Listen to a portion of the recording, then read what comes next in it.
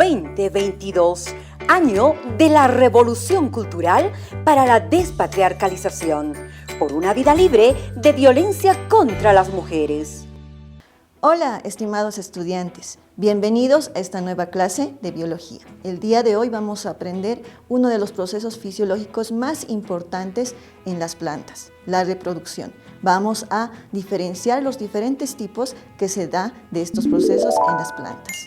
Este tema corresponde a quinto de secundaria. Soy la maestra Jimena Yucra y te invito a que te pongas cómodo. Comencemos.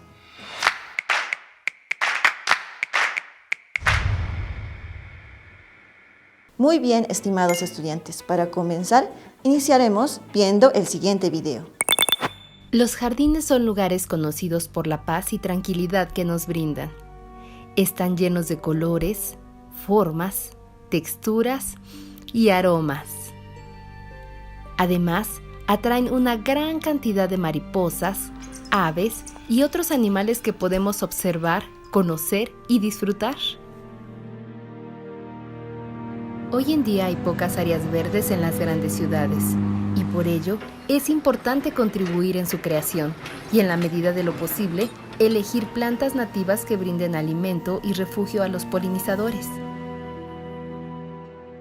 Pero, ¿qué es un polinizador? Las plantas tienen un pequeño problema para reproducirse. No pueden moverse para buscar pareja. Sin embargo, para la gran mayoría su problema se ha solucionado mediante las flores. De colores brillantes, dulce aroma y jugoso néctar, las flores atraen abejas, abejorros, mariposas, colibríes e incluso murciélagos, es decir, atraen a los polinizadores, los cuales, después de haberse posado en las flores, se despiden llenos de polen, que son células masculinas finas como el polvo. Las nuevas flores visitadas son fertilizadas al recibir el polen que se ha quedado pegado en las alas o en las patas de estos visitantes distinguidos. A este proceso se le llama polinización o fecundación cruzada. En muchos casos, la vida de las plantas y de sus polinizadores está tan íntimamente ligada que no pueden vivir las unas sin los otros. Gracias a la polinización, las flores producen frutos con semilla de las cuales nos alimentamos y también producen una nueva generación de plantas. Los polinizadores están disminuyendo por el uso de insecticidas y herbicidas, y las flores se están quedando sin sus leales visitantes y sin frutos. Pero tú puedes ayudar, haciendo un jardín para polinizadores con plantas nativas y sin insecticidas. No importa su tamaño, puede ser un balcón, algunas macetas en tu ventana o un pequeño patio. El jardín para polinizadores se llenará de vida y disfrutarás del contacto directo con la naturaleza. Los polinizadores son cruciales para los ecosistemas y para nuestra alimentación. ¡Consérvalos! Bueno, estimados estudiantes, ahora que viste el video, te planteo las siguientes preguntas. ¿Cuál es el papel de las abejas en la reproducción de las plantas? ¿Conoces otros tipos de polinizadores aparte de las abejas? Responde estas preguntas. Ahora que respondiste tus preguntas, comenzaremos con la teoría. Bueno, queridos estudiantes, para comenzar tenemos que saber que las plantas son organismos pluricelulares y como todo organismo, tienen la necesidad de perpetuar su especie.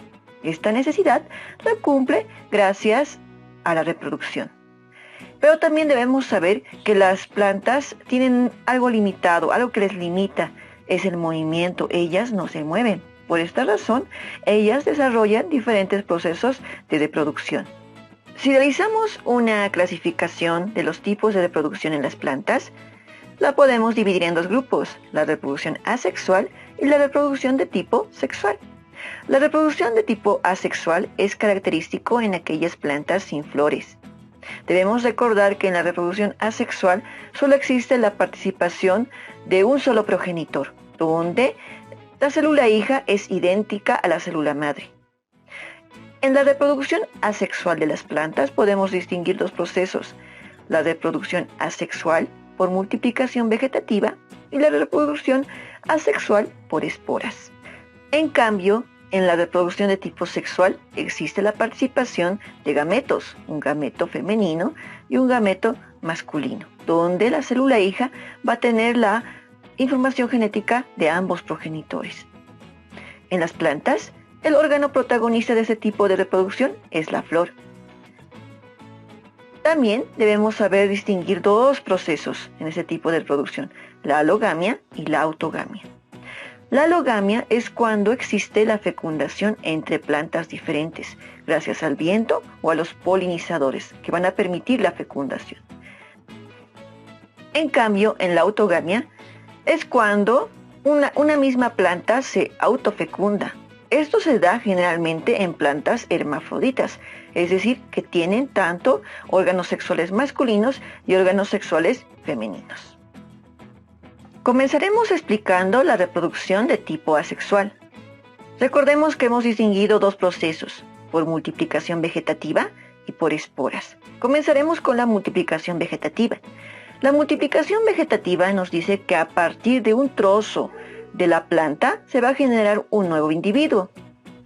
A su vez, en este tipo de multiplicación vegetativa podemos distinguir dos procesos: la multiplicación vegetativa por fragmentación y la multiplicación vegetativa por gemación. La multiplicación vegetativa por fragmentación, como dice su nombre, se basa que a partir de un fragmento de la planta se va a originar una nueva planta.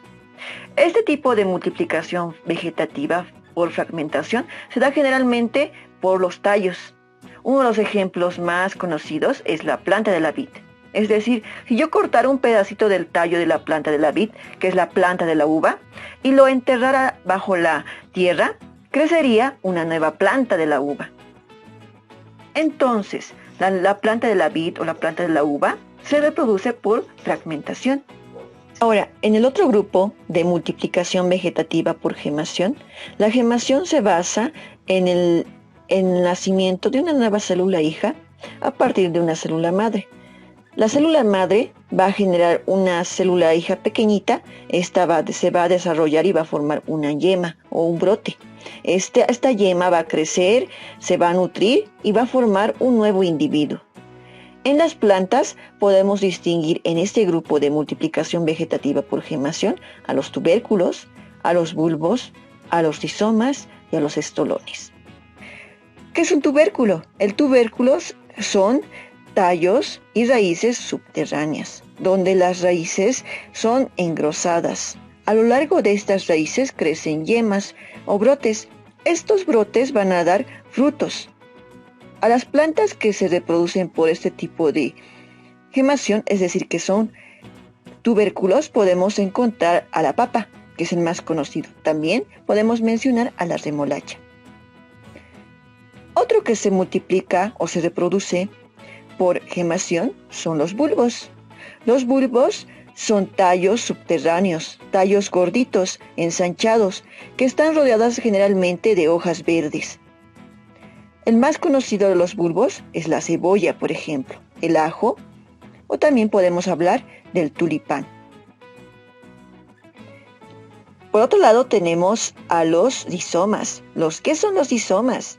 Los rizomas son tallos subterráneos que crecen paralelos a la tierra. A lo largo de estos tallos van creciendo yemas. De estas yemas van a nacer frutos, nuevas plantas. Por ejemplo, tenemos al jengibre.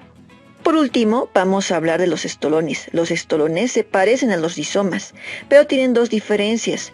Primero, los estolones no son subterráneos, sino son aéreos, es decir, van a crecer por encima de la tierra. Sí crecen paralelos a la tierra, pero también tienen otra diferencia. A lo largo de su tallo no van a crecer varias yemas.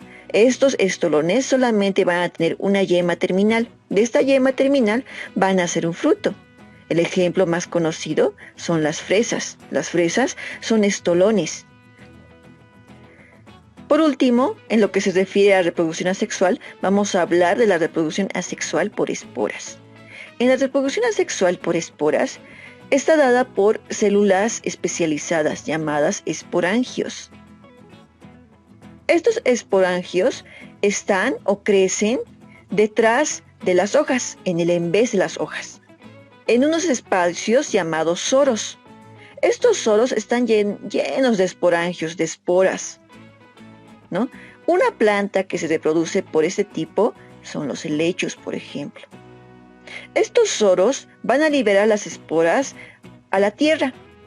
Si estas esporas caen en un suelo húmedo que esté lleno de nutrientes, a partir de esas esporas se va a originar una nueva planta. Entonces, una de las plantas que se reproduce por ese tipo, como ya habíamos mencionado, son los helechos. Ahora, estimados estudiantes, vamos a hablar de la reproducción de tipo sexual. Para poder entender bien este proceso, tenemos que recordar los órganos sexuales de la planta, que como sabemos, están en la flor. Los órganos sexuales femeninos son el estigma, el estilo y el ovario. En el ovario vamos a encontrar a los óvulos. Los óvulos van a venir a ser los gametos femeninos de la planta. Por otro lado tenemos a los órganos sexuales masculinos. Ahí tenemos que hablar de los estambres, de las anteras y el filamento. En los estambres se producen los gránulos de polen. Los gránulos de polen vendrían a ser el gameto masculino de la planta. Entonces, ¿cuáles son los gametos femenino y masculino de la planta? Primero tenemos a los óvulos, que son el femenino, y el gameto masculino son los gránulos de polen. Primero vamos a hablar de la polinización. En la polinización ocurre la transferencia de gametos de una planta a otra planta, o puede ser en una misma planta. ¿Quién actúa? ¿Quién tiene el papel importante en esta etapa? Es el polinizador. El más conocido, las abejas. ¿Qué hacen las abejas? Las abejas son atraídas por el olor, por el color de una flor y se posan en las flores para obtener néctar. Cuando se están posando, van a quedar atrapadas en sus patas gránulos de polen. Estos polinizadores van a ir a otra planta y van a depositar esos gránulos de polen, ¿no? Y se va a producir la fecundación. Entonces, en este primer paso, se transporta gametos de una planta a otra planta, o podría ser a la misma planta. Luego tenemos la etapa de la fecundación, que es cuando esos gránulos de polen que ha transportado el polinizador los ha dejado exactamente en el estigma. Del estigma va a pasar al estilo y al ovario. En el ovario, estos gránulos de polen van a tener contacto con los óvulos, que son los gametos femeninos, ¿no? Y se va a producir la fecundación, la formación del cigoto. Este cigoto se va a llenar de nutrientes y se va a formar la semilla. La semilla va a crecer a su alrededor o va a producir lo que es el fruto. El fruto le va a dar todos los nutrientes necesarios para que esta semilla pueda sobrevivir al ambiente. Por lo cual se da la última etapa. El fruto tenemos que saber que tiene el objetivo o el propósito de atraer depredadores. Estos depredadores van a coger el fruto y lo van a hacer caer al piso, o puede ser que lo lleven a otro sitio. Si este fruto con semilla cae en un lugar apropiado, se va a dar la formación de una nueva semilla. A este proceso se llama germinación. Es cuando cae el fruto con una semilla en un suelo apropiado, ¿no? Y a partir de eso se origina una nueva planta, una nueva semilla. Entonces, en resumen o recordando, la reproducción sexual tiene 3 fases: la polinización, la fecundación y la germinación. En la polinización es el transporte de gametos masculinos, en este caso gránulos de polen, de una planta a otra planta, pero podría darse también en la misma planta. ¿Gracias a quién? Gracias a los polinizadores. Cuando el gameto masculino y femenino entran en contacto, es decir, los óvulos y los gránulos de polen, se va a producir la fecundación. En la fecundación, la célula va a entrar en división y va a formar la semilla. La semilla va a formar al fruto. Cuando el fruto cae en el suelo y este suelo tiene todos los nutrientes apropiados, se va a dar la germinación. la germinación de una nueva semilla. Con este proceso concluye la reproducción de tipo sexual. Ahora que revisamos los principales conceptos de reproducción, te invito a analizar la siguiente frase.